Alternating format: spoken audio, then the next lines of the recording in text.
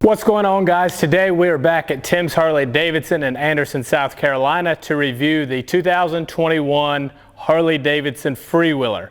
Not to be confused with three-wheeler, which when I was doing sales, we would get a lot of people come in and ask for the Harley Davidson three-wheeler. There's two different models, the Trike and the Freewheeler, and today we'll be reviewing the Freewheeler. So this particular unit that we're going to review is in the billiard teal colorway. It also comes in vivid black and snake venom. So this Trike starts at $28,000. It's an extra $500 for the billiard teal and an extra $1,600 for the snake venom colorway. Really quickly, before we jump into the review, I want to remind you guys to check out First Manufacturing. They make premium motorcycle gear, not just riding gear. They make street apparel too, t-shirts, hats, hoodies, all kind of good stuff. I'm particularly fond of their vest. I have two of them. They are by far the best vests that I've ever ridden in. So check out the vest, check out all the other stuff they make. I'll put the link for the website down below, and don't forget to use my code SNIPES25. That's gonna give you guys 25% off your entire purchase. So let's get into the review. All right, before we start talking about everything, I'll do a quick walk around and let you see. So these came out in August of 2014, which would have been the 2015 model year. The Tri-Glide has been around a good bit longer,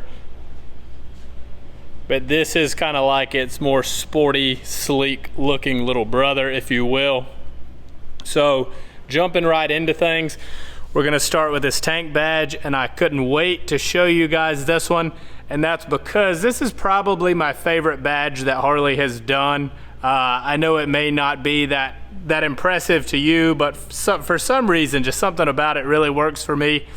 So I had a 2015 Street Glide in charcoal pearl, and I hated the emblem that came on that one. So I actually ended up using this emblem. I just like the way that it flows. Also, with this being a big 6-gallon tank, the curvature, so when you buy these emblems, they kind of come pre-curved like that to fit the curvature of the tank. So a problem you'll run into often is that if you put it on, say you wanted to put this on a 5-gallon tank, it's not gonna fit just right. You're gonna have to kind of bend it and manipulate it. And there's people that can do it, but there is an art to it. So this one just fit right on. Huge fan of that look right there. So as you guys have probably already noticed, this is essentially a Road King, but with 3 wheels. The dash console, everything looks pretty much the same. You have your speedo with your digital stuff here. We'll turn that on just in case you haven't seen it. I know we do it in all the videos, but not everyone watches all the videos. You should, and you should definitely be subscribed. But if you're not, we'll go ahead and let you see this stuff now. So really quickly, I'll show you guys this digital readout in case you haven't seen it. I know we do it in all of the videos. However, not everyone watches all of the videos, although you should, and you should definitely subscribe if you're not already. So this is showing your RPM. Obviously the bike is not on, that's why it's reading 0. So there's your total miles on the bike, your trip A, trip B, how many miles till empty. Also, one thing I wanted to point out on your ignition, a little hard to get open there, that little latch does pop open. You use your barrel key and you can lock this ignition if you want to do so. Also, you do have the fork lock up here, which a lot of people are surprised to learn. It does still lock like a regular bike. Just turn the wheel and use that same barrel key that you get to lock the bike up. Now, one thing I want to point out is the 114 cubic inch Milwaukee 8 engine that this bike comes with. Now, that's important because when this thing first came out, it had the twin cam 103. And then in 2017, you could get it with the 107 Milwaukee 8, or that was actually the only model that they made was with the new Milwaukee 8 when it launched in 2017. Now, I did notice a significant power difference from the 103 to that 107 because this is 118 pounds roughly running order weight. So pretty heavy bike, needed that extra power, whereas some of the other bikes you did notice the power but it didn't necessarily need them. This one I think definitely needed it, and now for 2021 you're getting the 114, so this thing really moves down the road without any issues. Moving around here to the front, you kind of see what I was talking about with the Road King look. You got this big almost nacelle. It's an independent headlight with this big metal plate. I kind of wish they would have done it like the Road King. I think that would look great, although this doesn't look bad. You'll also notice these rubber grommets here. These come installed from the factory, and that's for your windshield. So if you do want to add a windshield to this bike, which I know most people probably will, all you have to buy is the windshield, and it attaches right there, no problem. You've got the Enforcer wheels on here, like what used to come on the Street Glide and Road Glide models. I'm a fan of those wheels, especially if they're chromed out or powder coated black to match, although the machine look doesn't look bad. You can see you get the dual disc front brakes on the front of this thing. I think that's absolutely necessary at 1,100 pounds and most of your stopping power on a motorcycle being on the front. I think they definitely had to go with the dual disc. Your turn signals just mounted there off to the side. Don't look too bad actually. And you'll see, just like all the other models, you used to have the hydraulic clutch on these. We're back to the cable on this. I made a separate video, my thoughts of why Harley possibly did that, the pros and cons, what I thought about each. One thing I will say is I've noticed, I'm constantly pulling bikes in and out of the dealership, doing all the test rides and stuff. I think the hydraulic clutch and the cable clutch both have their pros and cons, so much so that they probably equal out. In my opinion, it's about 50-50. However, I will say when you jump on the hydraulic clutch bikes, the pull is always the same. It feels exactly the same no matter which bike you're on.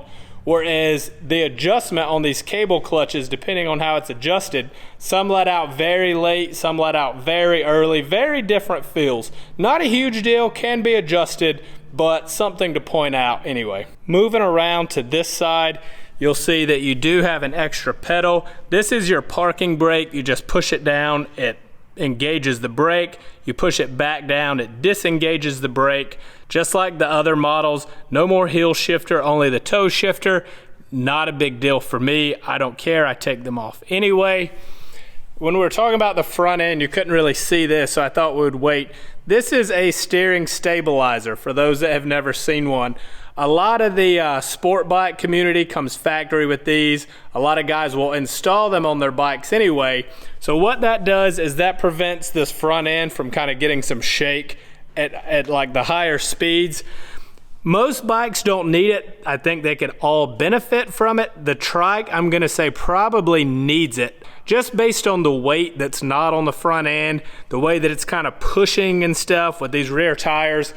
I think you definitely need that on there to avoid that head shake. So I'm glad Harley put that on there. Feels really good when you're riding. I'll talk a little bit more about it when we jump on the test ride. Moving up to your seat, this is a very comfortable seat. Now it looks like it's like perforated leather. It's not. Those holes don't go all the way through. So I don't know if they really do anything for the cooling or not, but looks good. It's got this nice dish, for your backside there, which is very, very comfortable. This cutout is designed if you want to buy a driver backrest, you buy that, it just clips in there. As well as these two black inserts. That's for your passenger backrest. So if you buy a backrest, these just pop out and it would mount right there. I would highly encourage that for your passenger. They've got these handles to hold on to, but it's really nice if they can just lean back and not have to worry about it. And they do get floorboards on this model, which I really like. I think those would be very comfortable as a passenger, although I've never ridden as one. Making our way to the back, you see you have that same Enforcer wheel design on the back, so it matches the front. These look good. You'll see you've got the standard tire on the rear. No need, since these aren't leaning, there's no need for a curved tire. These fenders kind of have a nice sweep. This whole back end actually just kind of flows really nicely. Looks like a hot rod or, some old muscle car, or actually, you know what, now that I'm looking at it from this angle, it kind of reminds me of like the Plymouth Prowler too, which is a pretty good look. And they've even kind of molded this back here for the exhaust. You do have dual exhaust on the back of this thing. I think Harley did a great job making this thing look sporty. So one of the things that I really liked about this thing was all the storage that it has. So this is gonna be tricky one-handed. I'm gonna try to show you. So this, it does lock with that same barrel key. all you do is turn it, and it's gonna pop this thing loose. It lifts up from that side. You'll see it says do not put more than 50 pounds in there. I think that would be easy to do. So Harley's website has this storage listed at 2 cubic feet. I definitely think it's every bit of that. In it, I mean, same stuff as normal. You get your manual, some other little stuff. Here's your keys. This bike does have security on it. I think you can get it without. This one does have the security, so that's your key fob there for that. It's got a really nice sturdy hinge system here. It's got the rubber that goes around, so I would feel pretty confident that that is sealed up pretty nice, not gonna give you any trouble in the wet weather. And then you get the same little kind of reel. Everything winds back in as like you do on your bigger touring bikes, like your Limiteds, Road Glide Limiteds, that kind of thing. You do have your tail lights on each side. I think that looks really good. It might have been nice to see them incorporated into this just to keep those fenders a little cleaner, but that may be a little too car-ish. You know, it may, you're trying to look like a Corvette or something, I don't know. So I guess Harley had their reasons for doing it there. As you can see, your license plate mounts just below that side. You know how I feel about that. I would really like for that to be centered, but I guess they wanted to keep their nice, clean lines on the trunk of this thing, so they didn't do that. So this thing does have reverse on it. It's not that bad for me to move around, but a lot of the people that are riding trikes may have some kind of handicap or disability, some reason why they may not be on 2 wheels. So pushing it backwards for them may not be as easy. And for myself, even on a hill or something, that's definitely gonna be a little bit more of a struggle. So I thought I would show you guys how you reverse really quickly. My ignition's already on. So your start switch is shared with your reverse button. So we'll start it up. You see that we're in neutral now. This is gonna be a little tricky to do one hand, but you pull in the clutch and you hold your reverse button down.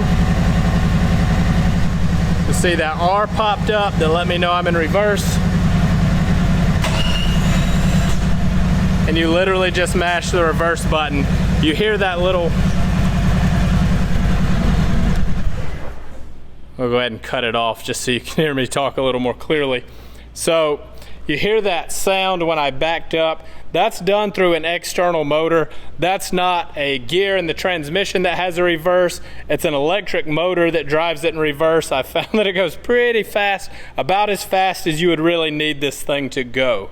So that's pretty much it, guys. That is the 2021 Harley Davidson Freewheeler in a nutshell.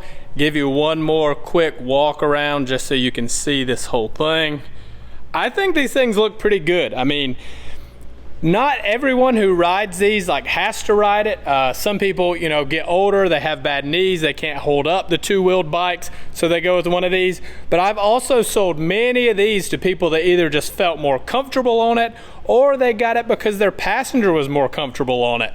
So not everyone has to be on this thing based on their physical capabilities. It's just a personal preference.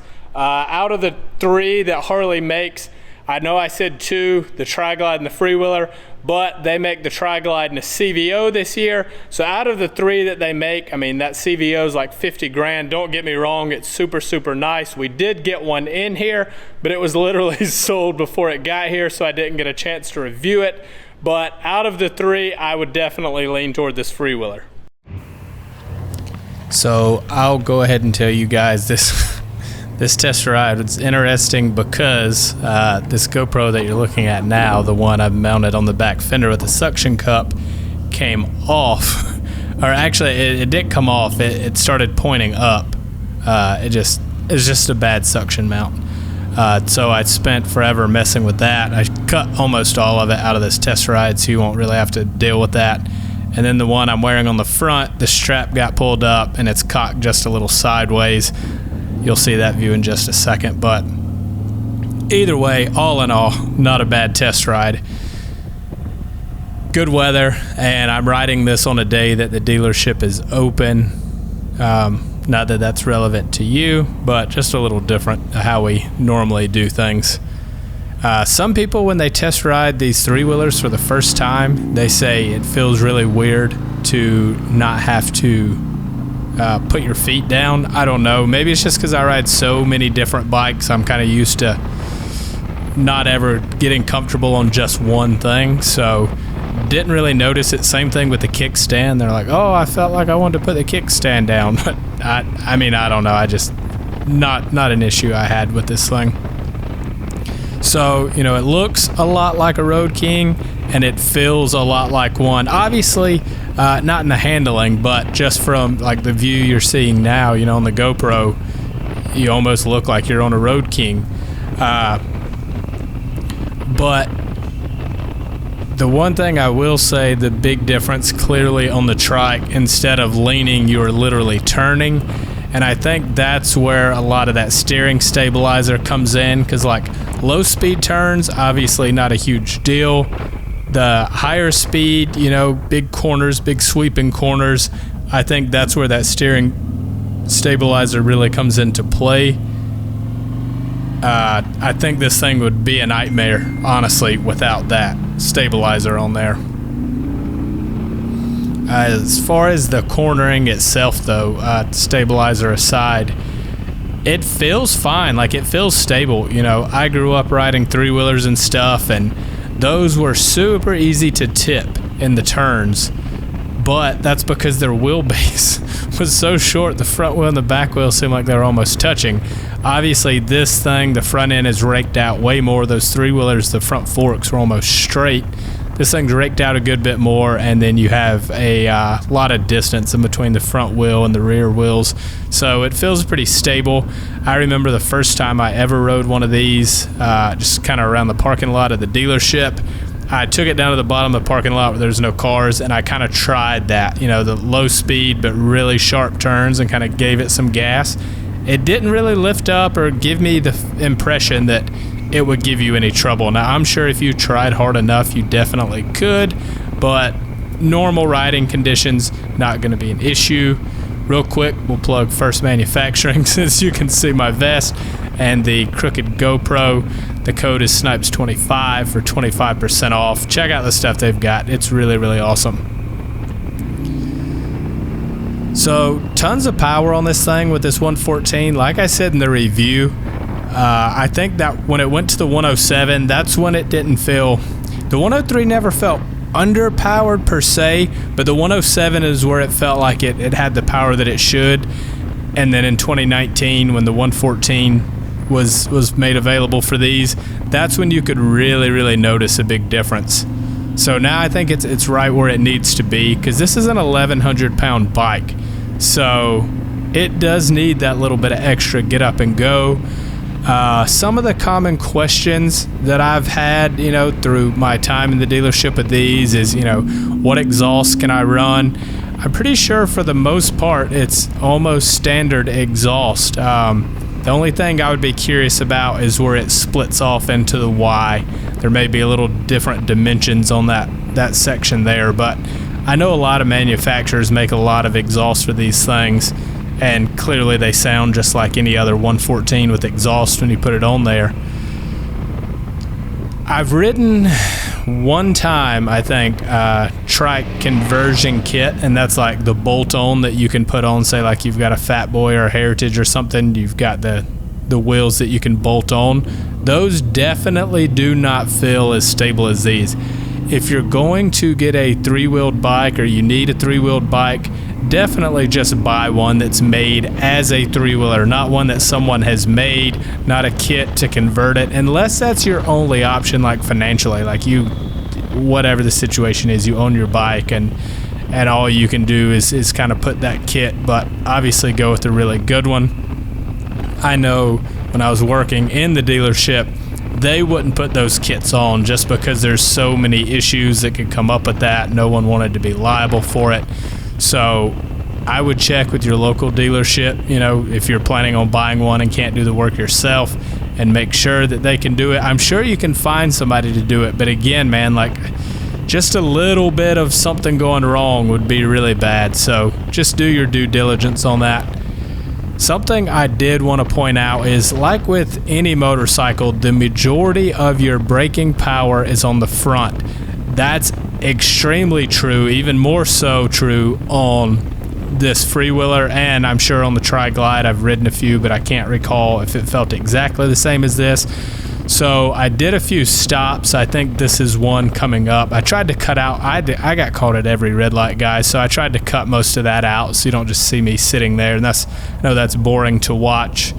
But so I tried, I think that was the one where I did the front brake only, and then the red light that I'm taking off from now was rear brake only, and then I ended up having to grab some front brake because the rear, although they're good, nice brakes, just wasn't enough to stop this thing, and I wasn't even going, 40, maybe 50-ish miles an hour.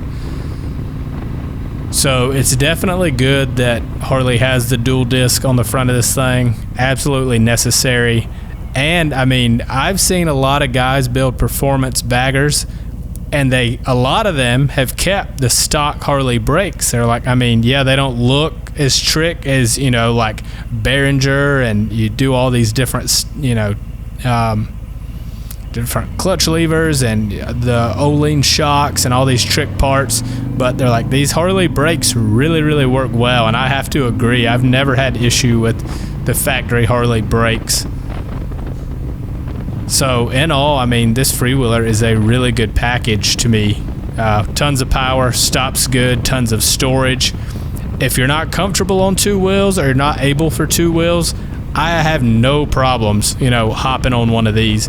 Now, just like with anything, if you're going to be doing lots of trips and lots of distance, maybe look at the Tri-Glide. You're going to spend a good bit more money, but you're going to have about the same storage in the back, but then it also has a tour pack, so you can fit a good bit of stuff in there. Your passenger is significantly more comfortable on there. Then you get the fairing, the navigation, the radio. Pretty sure the Tri-Glide has lowers on it. I'm almost positive. Just having a brain fart real quick. But I'm almost positive. Actually, I know it does. It's got lowers. So you get all the big touring bike stuff on the Tri-Glide, whereas this is more stripped down. But again, throw that windshield on there and you could do a trip easy. There's no fatigue really. As always, thanks for watching, guys. If you're not subscribed, please consider. Super happy with the growth of this channel. We're hitting like 35 subscribers a day, so thank you for that, and I'll catch you guys in the next video.